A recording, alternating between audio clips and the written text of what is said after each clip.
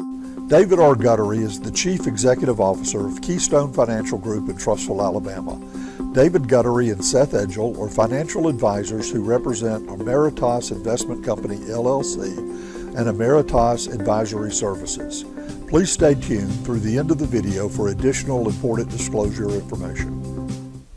Hello everyone, I'm joined today by Seth Edgell of Keystone Financial Group in Trussville to discuss estate planning essentials and how to protect your family and your legacy. Seth, thanks so much for being with us today. Thank you for having me. I'm excited to talk about estate planning, a topic that can really make a significant difference in people's lives. So before we dive into the details, I understand you have a quick disclaimer. Absolutely. I want to emphasize that everything we discuss today is for general educational purposes only. It does not constitute legal, tax, or personalized financial advice. Everyone's situation is unique and laws vary by state. Also, keep in mind that certain provisions of the Tax Cuts and Jobs Act may sunset after 2025, which could change how some estates are taxed. If you have specific concerns, I recommend consulting an attorney, CPA, or licensed financial professional. Well, thank you for clarifying. So for someone who might be unfamiliar with the concept of estate planning, could you explain what it is and why it's important? Estate planning is about deciding how your assets and personal affairs will be handled if you pass away or become incapacitated. This often involves drafting legal documents such as a last will and testament, living trusts, and powers of attorney. It's also about appointing a healthcare proxy and ensuring your beneficiaries are up to date.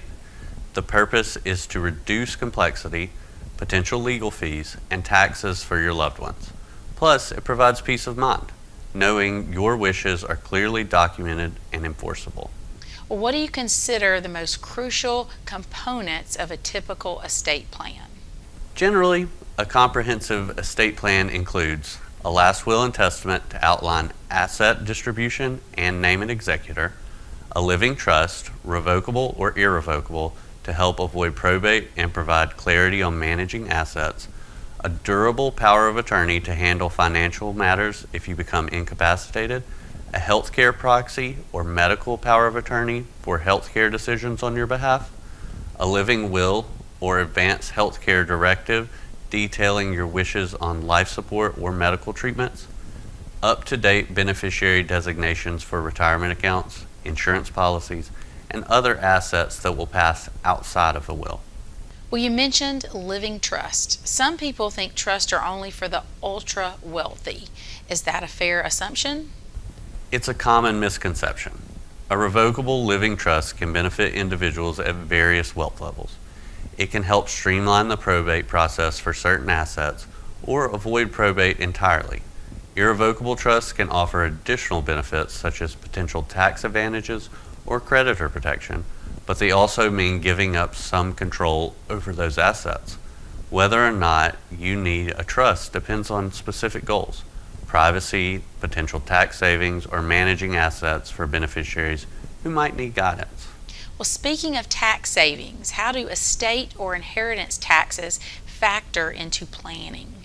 At the federal level, there's currently a high estate tax exemption thanks to the Tax Cuts and Jobs Act. However, if the law sunsets after 2025, that exemption could decrease significantly, potentially affecting more estates.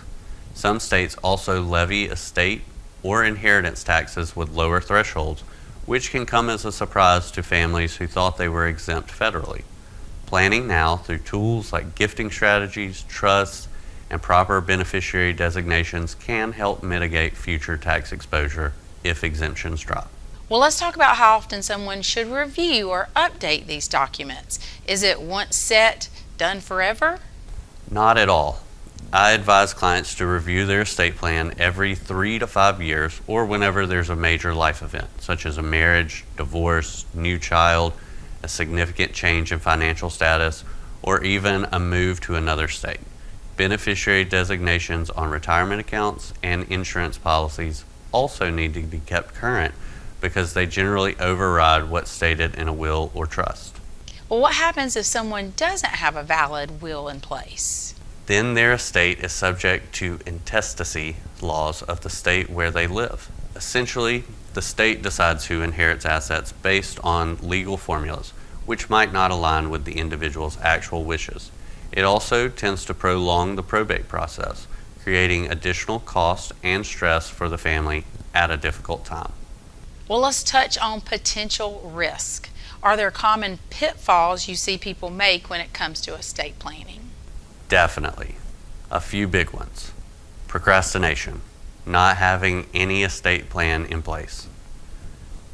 Neglecting incapacity, only focusing on distributing assets after death, but failing to name powers of attorney for finances or health care. Ignoring changes in law. The possibility of the Tax Cuts and Jobs Act sunsetting in 2025 is a prime example. Failing to update beneficiary designations, especially after marriage, divorce, or a new child. Overlooking state-level taxes. Some states impose estate inheritance taxes with lower exemptions than the federal government. Well, how does probate factor into all of this? Probate is the court-supervised process of authenticating the will and settling an estate. It can be time-consuming, costly, and public.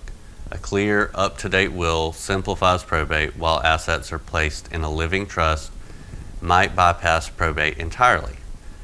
That can be a big relief for families, especially if privacy and efficiency are priorities. What about your thoughts on the sunset of the Tax Cuts and Jobs Act? Should people act now?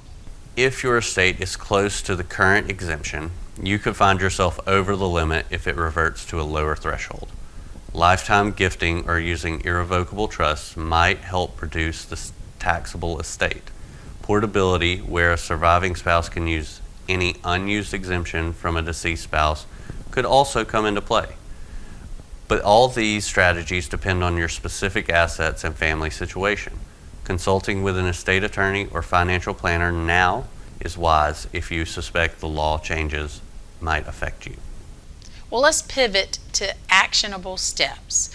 What should someone do if they're just starting or suspect their estate plan is outdated? I recommend these steps. 1.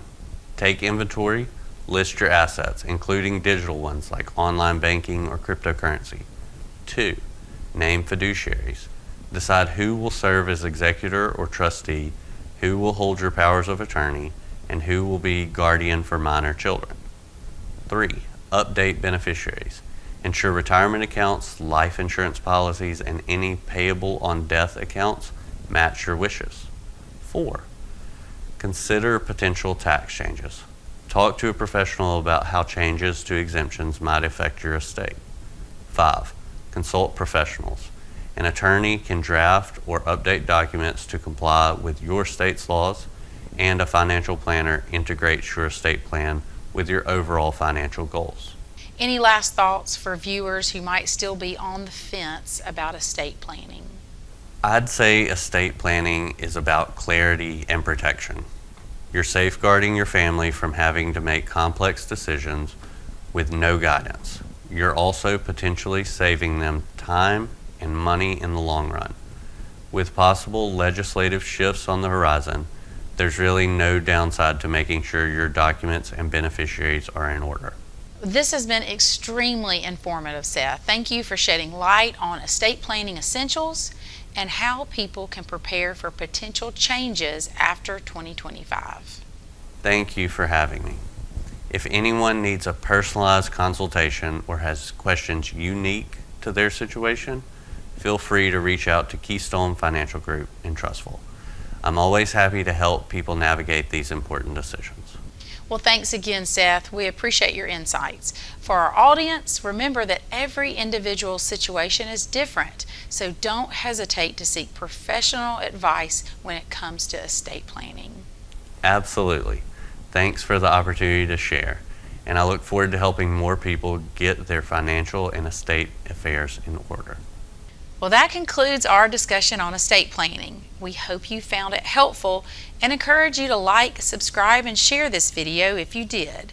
Until next time, take care. And for additional information, Seth may be reached through the means listed upon the following screen.